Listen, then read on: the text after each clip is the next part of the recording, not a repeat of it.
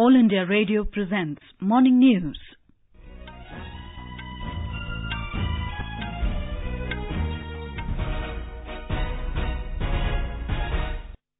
Good morning, I am Tanvi Taneja. The headlines. Prime Minister Narendra Modi to interact with National Teachers Award winners in New Delhi today. Cyprus reaffirms its support to India's membership of Nuclear Suppliers Group and UN Security Council. The two countries call for early adoption of Comprehensive Convention on International Terrorism at the UN. National Nutrition Month being observed across the country to mark the fight against malnutrition. Pakistan to elect a new president today. And in sports, Anjum Mudgil and Apurvi Chandela become the first set of Indian shooters to secure quota places for 2020 Olympics.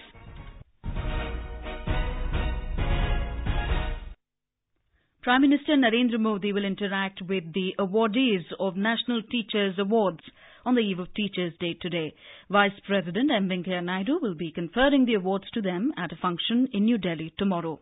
This year, the Ministry of Human Resource Development has revised the guidelines for the selection of teachers for National Awards 2017.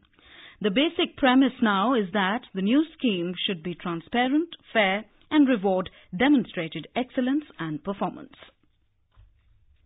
Cyprus has reaffirmed its support to India for its membership of the Nuclear Suppliers Group, NSG, and its claim for being inducted as a permanent member of the United Nations Security Council. India and Cyprus have expressed concern over the threat of terrorism and called for early adoption of the Comprehensive Convention on International Terrorism at the United Nations. Both the countries also signed 2 MOUs in the fields of sharing of economic intelligence and environment after President Ramnath Kovind held discussions with the President of Cyprus, Nikos Anastasiades, in Nicosia yesterday. India and Cyprus have also agreed to revise the double taxation avoidance agreement signed between India and Cyprus in 2016 to further enhance investment cross flows. Mr. Kovind invited Cyprus to become part of the International Solar Alliance to promote clean energy and sustainable development. More from our correspondent. 3-day visit of President Ramnath Kovind to Cyprus was marked by a visible sense of warmth and shared perspective on important issues. While India reiterated its support for the territorial integrity of Cyprus, Nicosia also reciprocated with its support to India on issues of entry into NSG and permanent membership of UN Security Council. President Kovind stressed the common civilizational bonds to open a new phase of strong ties in trade, investment and other sectors of the economy. The Republic of Cyprus may be a small island in the Mediterranean, but the possibilities of cooperation between India and Cyprus are vast and varied. Rajesh Jha, AIR News, Nicosia, Cyprus. On the third and final day of his visit to Cyprus, President Kovind will address students at the University of Cyprus this afternoon. He will also unveil a bust of Gurudev Rabindranath Tagore before departing for Bulgaria. The National Nutrition Month is being celebrated across the country from today to mark the fight against malnutrition. During this month, various programs have been organized by the Women and Child Development Ministry to spread broad awareness on the issues related to malnutrition. Our correspondent has more. The decision to celebrate September as the National Nutrition Month every year was taken during the second meeting of National Council on India's Nutrition Challenges under the Poshan Abhiyan held in July this year. With the aim to bring down stunting of children in the age group of 0 to 6 years from 38% to 25% by 2022, Poshan Abhiyan, the National Nutrition Mission, was launched by Prime Minister Narendra Modi on March 8 this year in Jhunjhunu, Rajasthan. The ministry is working on 8 focused themes to achieve improvement in nutritional status of children, adolescent girls, pregnant women and lactating mothers. The ministry is trying to reach about 11 crore women and children during this month. Ashish, AIR News, Delhi. Flood situation continues to remain grim in many parts of Uttar Pradesh. Heavy rains claimed 23 lives in the state during the past 36 hours. More from our correspondent. Bundelkhand and western part of the state are now facing the flood fury. After release of 5 lakh cubic water from Makatila Dam, Yamuna and Betwa rivers are in a state flooding many villages in Hamirpur district. Due to heavy rain in western part of the state and water coming from Uttarakhand, Ganga and its tributaries are now flowing above danger mark in many districts. Relief Commissioner Sanjay Kumar told AIR that after rise of water level in Ganga, 17 villages were flooded in Unnao and 14 villages in Mawana Tehsil of Meerut district, affecting more than 50,000 people. Sushil Chandra Tiwari, AIR News, Lucknow. The central government has said that India Meteorological Department IMD had issued necessary severe weather warnings for Kerala rains 2 weeks in advance. According to a statement issued by the Ministry of Earth Sciences, IMD representatives apprised the state authorities about the strong monsoon conditions with heavy rainfall activity in a meeting convened by Chief Minister Pinarayi Vijayan on 9th of August. On 30th of August, the Chief Minister in the State Assembly had said that there were lapses on the part of the IMD's rain forecast during this period. The Information and Broadcasting Ministry has issued an advisory to the media urging them to refrain from using the nomenclature Dalit for people belonging to scheduled castes. The advisory refers to a June order by the Bombay High Court asking the ministry to consider issuing a direction to the media to stop using the word Dalit. The ministry said the constitutional term scheduled caste in English and its appropriate translation in other national languages should alone be used for all official transactions, matters, dealings, certificates and so on for denoting the persons belonging to scheduled castes. This is All India Radio giving you the news. For quick news updates around the clock, follow us on our Twitter handle at AIR News Alerts.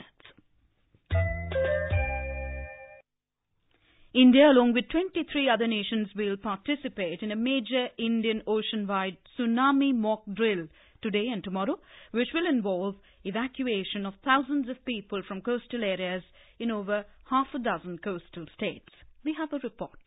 The exercise known as IOWAVE 18 is being organized by the Intergovernmental Oceanography Commission (IOC) of UNESCO, which coordinated the setting up of the Indian Ocean Tsunami Warning and Mitigation System in the aftermath of December 2004 tsunami. Besides testing the SOPs and communication links at all the levels of the warning chain, a prime objective of IOWAVE 18 exercise is to enhance tsunami preparedness at community level. The purpose of exercise is to increase tsunami preparedness, evaluate response capabilities in each state and improve coordination throughout the region. Sanjeev Jasotia, Desk Report. In Maharashtra, the Mudra Yojana is creating opportunities for self-employment by aiding small and micro businesses. The scheme has helped in strengthening people economically and socially. According to latest data, total loans worth 14.5 thousand crore rupees have been disbursed in the state in the last 7 months. During the same period, the number of loan cases approved in the state has crossed the 1 crore mark. Here is a ground report from our Mumbai correspondent. Mudra is an institution set up by the government to provide funding to the non-corporate, non-farm sector income-generating activities of micro and small enterprises whose credit needs are below rupees 10 lakh. Borrowers can apply online on www.mudramitra.in and most importantly, there are no agents and middlemen in availing Mudra loans. These loans are extended for a variety of purposes which provide income generation and employment creation. We spoke to a beneficiary, Gitanjali Joshi from Navi Mumbai, about her experience. मेरा business है catering का, तो उसमें मैंने 28 मार्च 2017 में bank से मुद्रा से लोन उठाया और उससे मैंने शुरुआत की थी. स्टार्टिंग में थोड़ा सा रिस्पांस नहीं था, लेकिन बाद में इतना रिस्पांस आया मुझे कि मैं पूरा भी बैंक का भी क्लियर किया हूँ. 4-5 स्टाफ भी है मेरे पास और मैं अच्छे इसमें डेवलप कर रही हूँ. The scheme is helping young generation, especially women, to become financially independent and job creator in order to fulfill the dream of creation of New India. Madhuri Pange, AIR News, Mumbai. Pakistani lawmakers will elect a new president today.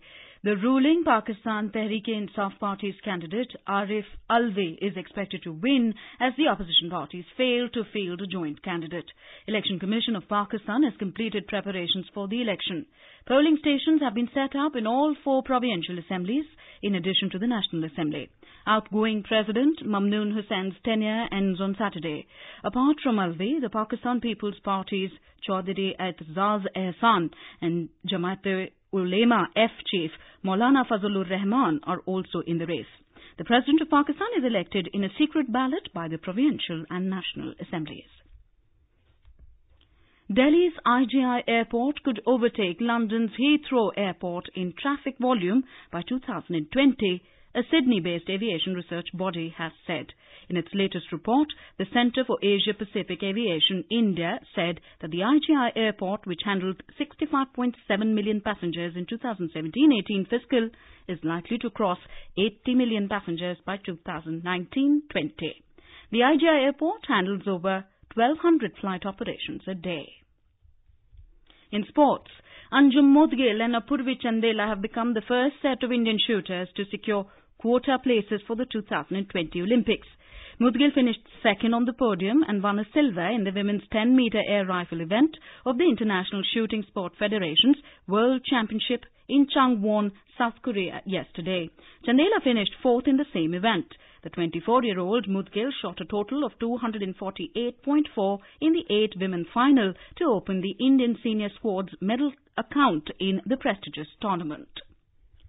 And in tennis, 5-time Grand Slam champion Maria Sharapova is out of the US Open after she was beaten 6-4, 6-3 by Spain's Carla Suarez Navarro in women's singles round 16. The Spaniard will now face last year's runner-up Madison Keys in the quarterfinal.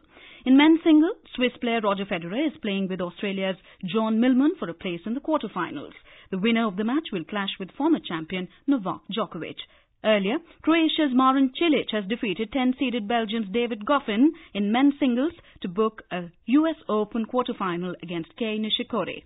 In the other women's singles quarterfinals, S. Stephens will take on Anastasia Sevastova of Latvia tonight at 9:30 p.m. And now, for an overview of today's newspapers, it's over to Saira Mujtaba. Thank you, Tanvi. Different newspapers carry different stories as they lead today.